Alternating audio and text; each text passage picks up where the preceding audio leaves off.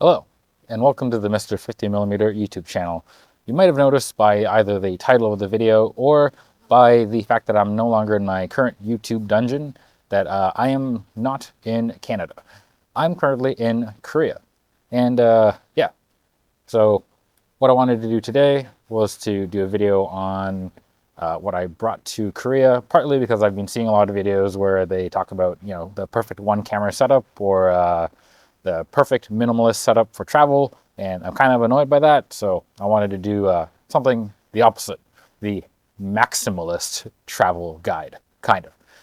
Anyways, I also wanted to talk about general tips for traveling in Korea, so let's get into it.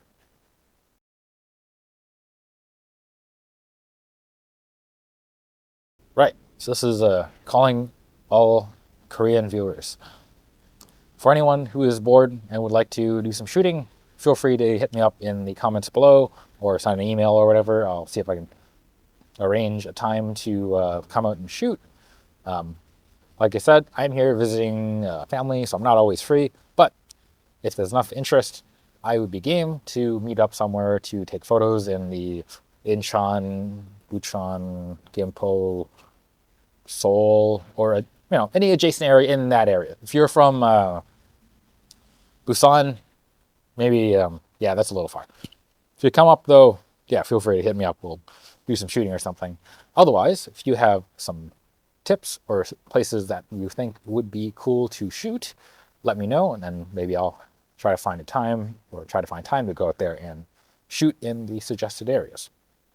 I do really like shooting in this country, and yeah, although the street photography thing is kind of weird, there are many interesting things to see. Just in case for my non-Korean viewers, Korea is a relatively mountainy region, so there's lots of hills and a lot of places where you can go relatively high up to get some shots of cool cityscapes. So yeah, pretty good stuff.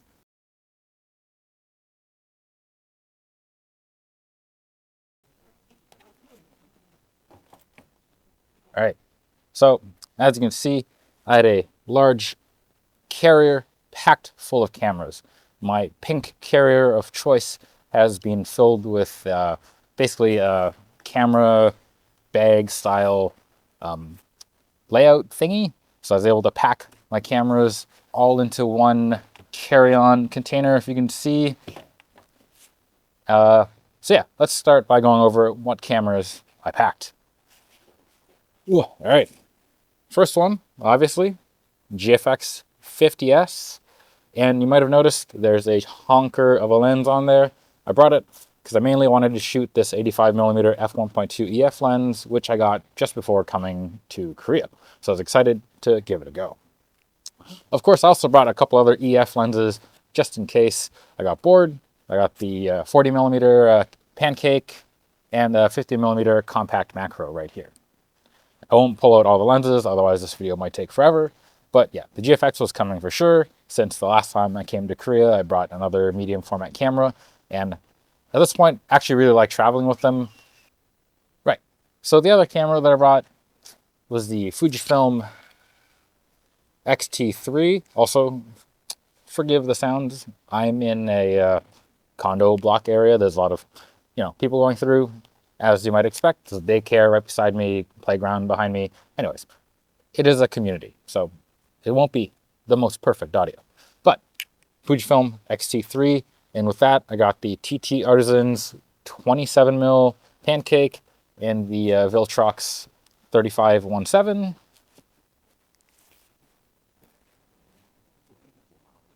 Now, I also brought some compact stuff just in case I really couldn't have a camera with me or didn't have a camera bag to pack. RX100 Mark 1. And, of course, the camera that I'm recording it on, the Sony a7 III with the 28mm f2 for this YouTube stuff. But I also brought the, if I can find it. Oh, here we go. Tech Art autofocus adapter for L mount, and right now I have the Canon 35 1.8 Leica thread mount with an adapter on the adapter. It's actually an awesome lens, and I hope to have sample photos from Korea in the review video. Who knows? Maybe I might do a first impressions video of this while I'm here, because I don't know, it's left quite an impression. Right. What other things do we got? Well, if I can reach into my baggie, the last digital one that I have, almost, is a DJI Osmo Pocket. Or Pocket? Osmo? Anyways, it's the first one. I intended to use this for like some POV shots. That might actually be a little harder than I thought.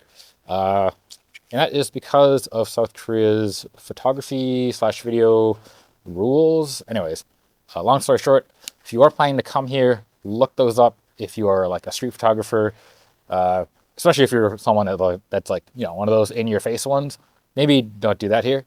I think in general, street photography is still okay, but you can't post it on social media. You can keep it for yourself. That's totally fine. But yeah, if you post it and the person that you took a photo of finds it, they are, I think, in the right to either have you taken down and or press charges. There's some other details, but from what I read, that's generally what I'm interpreting the rules to be. But yeah, just if you are coming here, FYI, the photo rules for public spaces and stuff are probably pretty different if you're from North America. So yeah, have a look and beware.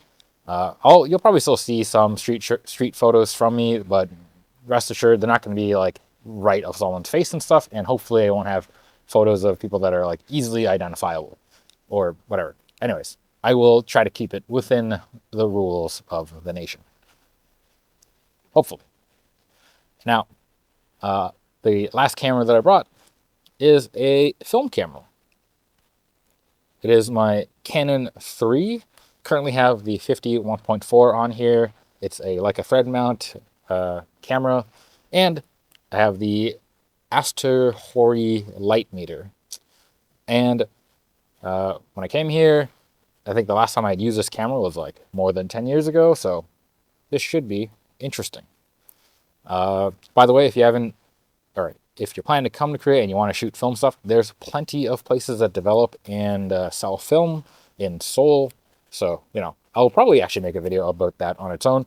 But for the gist of it, go to Filmlog if you need your film developed. It's awesome. They're pretty quick. They upload photos online, so you can download your developed film as soon as possible and then get it shipped to where you're staying in Korea, or just go pick it up. Their service is super awesome. Not affiliated or anything, by the way. I just think it's like an excellent shop. I'm sure there are other ones that are great, but like I went into this one, it was very nice and they're very friendly. I walked into other ones, but I didn't bother dropping off film there. But yeah, my current experiences with the film log is that super duper. Honorable mentions, I also had an Olympus EPL 10 packed. That's upstairs.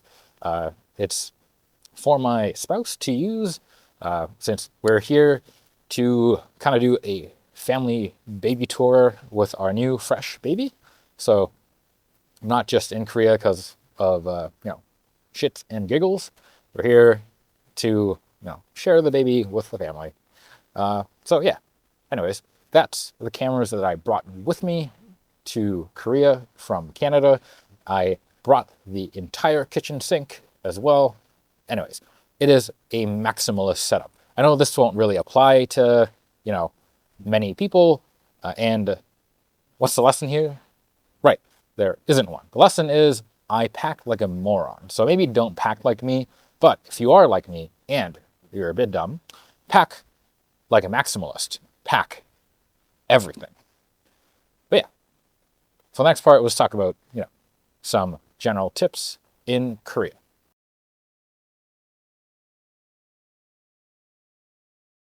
Right, so the last thing I want to mention is the lenses that I brought that I didn't list off, but got the Viltrox chip here that I was playing with. Also got the Canon 45 tilt shift.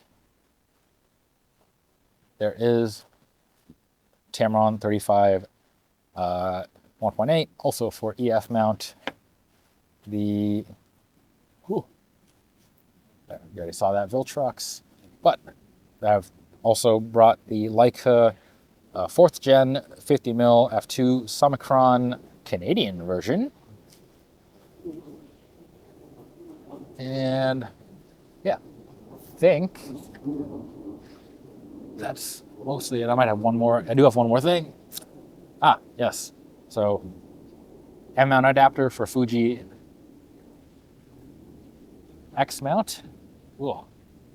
And somewhere in here, there's actually the Sigma adapter for EF to E mount, just in case I wanted to use some EF stuff on my Sony camera.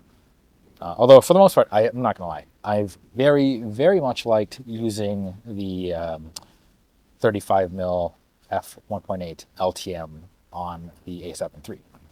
But yeah, that's, as I said, that's most of the stuff that I carried in this carry-on. The other things that I have clearly are my lavalier right here, and I'm using a travel tripod from Newer. I'll see if I can post the Amazon page to that, whatever.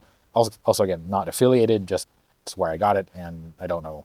Maybe I'll find the link on the Newer webpage. But anyways, yeah, lots of stuff that are brought with me. Well, I use it all, hopefully. I'm, like I said, here for quite a while.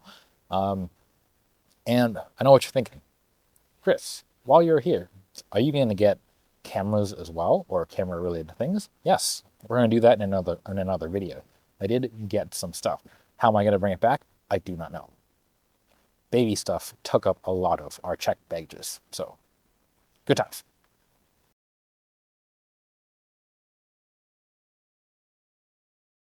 General tips for traveling in Korea.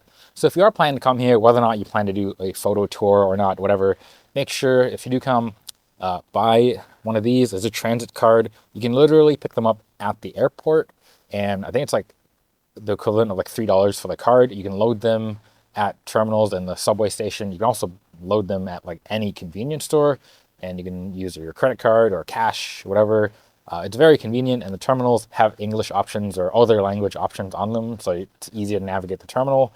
And you use this to, yeah, go on basically all forms of public transit, whether it be the bus, the subway, intercity train, or whatever. You can generally use these. It's also like just a cheap way to get around, and yeah. One thing though is if you're getting one of these cards and you're not used to like a transit card, tap on at the bus and tap off when you get off, and do the same thing through subway terminals and whatever. Basically, you got to tap on and off at every stage, even like going inside subway stations at points, because it might count as a transfer. So just tap everywhere, you'll generally be fine. The other tip is if you are planning to travel, yeah, mass transit here is very good. So the subway is great. It connects like a bunch of satellite cities to Seoul. It's kind of like a hub and spoke system. So if you're going between cities, like from Seoul to like Incheon to Gimpo or other like satellite cities in the area, you probably have a subway or train line that'll connect you, and they come fairly frequently. Just beware during like rush hour, things get crazy. Yeah, so avoid like basically 8 to 9 a.m. and like 6 to 7 p.m. Otherwise, in those the other hours, you'll probably generally be fine.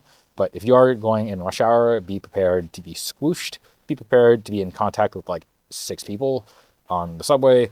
Yeah, but otherwise, it's a great system, and the subway stations have like pretty excellent wayfinding. I never really once got lost.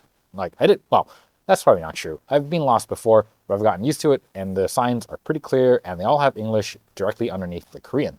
So good stuff for English-speaking travelers. Even on the subway, on the more major lines, you'll hear the subway announcements go in like Korean, English, Mandarin, Japanese. So, you know, many languages covered.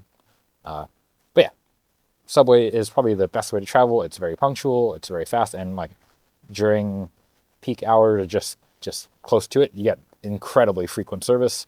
Even if you may get squooshed, or even if you do miss a subway, there'll likely be another one in under 4 minutes. It's kind of insane.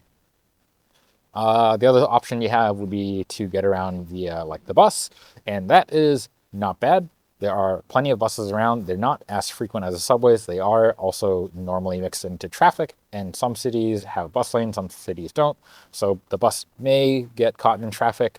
One thing I will say though is avoid the bus if you have like little children or you need to like carry a baby, or just like get a stroller on there. It's very difficult. They're kind of high, and the ride is crazy bumpy.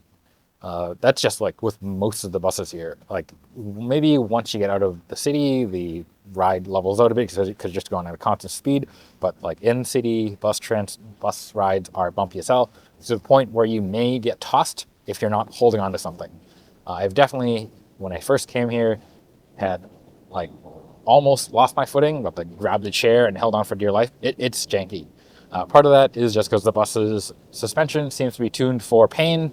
Another part is that the traffic here is chaotic at best. Also, I apologize for the airplane noise. I'm currently in Gimpo. That is close to an airport, so we're gonna hear planes. Other forms of transit, if you're going between cities, probably the best way to do that would be to hop on an intercity train. They're fairly common. One thing before though, if you are going by bus, the frequency, as I said, is not as good as subways, obviously. But some like in-city buses can be fairly frequent. Like during rush hour, you might find a bus come as frequently as 4 to 5 minutes. But a lot of the buses that go from like one city to the next, like from like Incheon to Seoul, might be every 15 minutes, might be every 45 minutes. Either way, look at the schedule and you'll be fine. Most of the bus terminals have electronic displays that tell you what bus goes where. Most of the buses are numbered using like, numbers, not Korean, although some have both, so be aware. Good times. Buses generally not bad, but if you need to go between cities and they're a little further out, trains are definitely the way to go. Plenty of trains going around here, and they're very comfortable, they're pretty fast, and they are fairly punctual. The one thing I will say though, for a lot of the mass transit, if you do like staying out at night, be aware a lot of the transit systems don't run from like midnight to 5:30 a.m. and then they resume like shortly after. Double check where you're staying, what the bus schedules are, but FYI, it may come up that you may need to plan a alternate route to get back, like a taxi or whatever. Another thing to consider if you're coming is that if you're going to be in the cities or like centrally, bigger cities in general, walkability is generally very good. You can generally find a ridiculous amount of amenities within like 15-20 minutes of a walk. Where I'm currently staying, I'm like 10 minutes away from most amenities, and that's like grocery stores, restaurants. If I need to like, for some reason, get some Korean medical care, there's a fairly well-staffed clinic, literally a 10-minute walk from where I'm at. Otherwise, another option if you're coming during warmer temperatures is cycling. The Hangan River cycle path is probably one of the best I've ever been on, and you can literally ride from where I'm at, Gimpo, into Seoul, and if it's during rush hour, I guarantee you a bike ride will be faster than taking a subway or bus across Seoul. It's very insane in Seoul if you're trying to go during rush hour. Alternatively, if you don't have a bike, which I assume you won't unless you bring one with you, the Seoul bike system is very reasonably priced. If you've even been to like US cities that have like bike shares, or Toronto and Canada that have bike shares, they tend to actually kind of be expensive. And I found that Seoul bikes are very, very cheap. I think the last time I was here, it was like $2 to use the bike for like 2 hours. And I think the prices have gone up since, but honestly still ridiculously cheap. I think under like 3 Canadian buckaroos, basically like an American quarter or whatever. I don't know. It is way cheaper than like bike shares in other parts of the world that I've been to. So, give those a go. Privately run ones that are in smaller cities might cost more, and bike shares will definitely cost more. that's about it for like bike transport. But yeah, you'll mostly find that. Oh no, that's not it. If you are trying to bike by bike, stick to bike routes. You can find that on, again, the Hangan River, which connects to like 3 cities, by the way, is a very good route. But other areas do have dedicated bike lanes, or at least multi-use lanes. Where I'm at, there's a new multi-use lane that just opened up, and it directly connects where I'm at to the neighboring city, and the entire way is on a multi-use lane, and it's like wide enough for like pedestrians and cyclists. So it's pretty good stuff. Oh, right. Probably should have mentioned this first, but when you get here, forget about using Google Maps or Apple Maps. Those generally kind of suck. You probably want to use a domestic navigation app like Naver, Naver, or Kakao Maps, or literally any. Look up Korean navigation apps. You'll find them.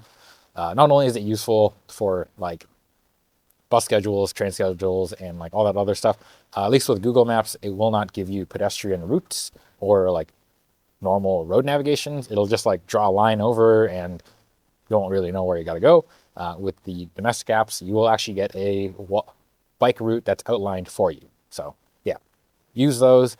And this will also come back again when it comes to driving, which we'll get to right now. So if you do absolutely have to drive, just an FYI, you do need to have an international driver's permit if you're from a country where that's supported, and your regular driving license, and that should work.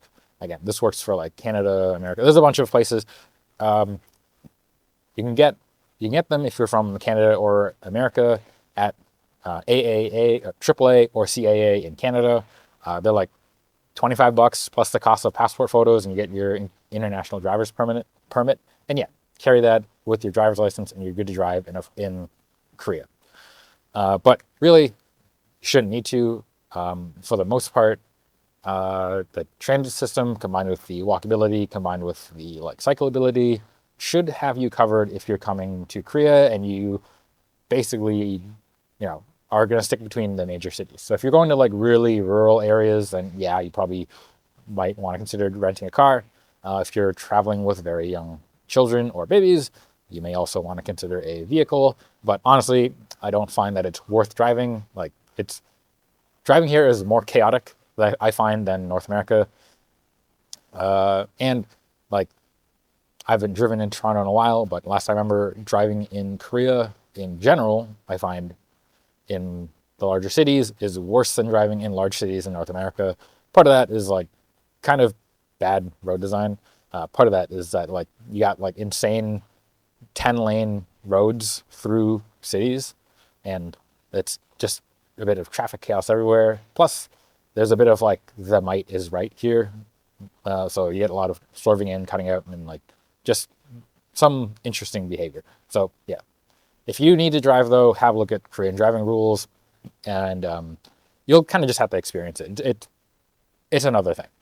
Avoid it if you can, but if you have to, it is in theory like driving in North America. The cars are left-hand drive, and they have very similar rules.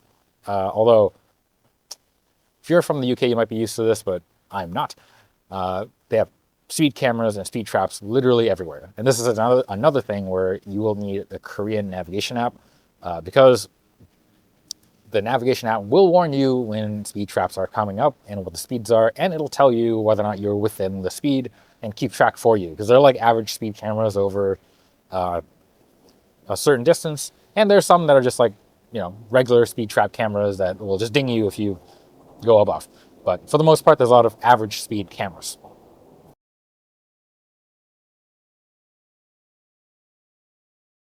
So I think that's all I have for this video.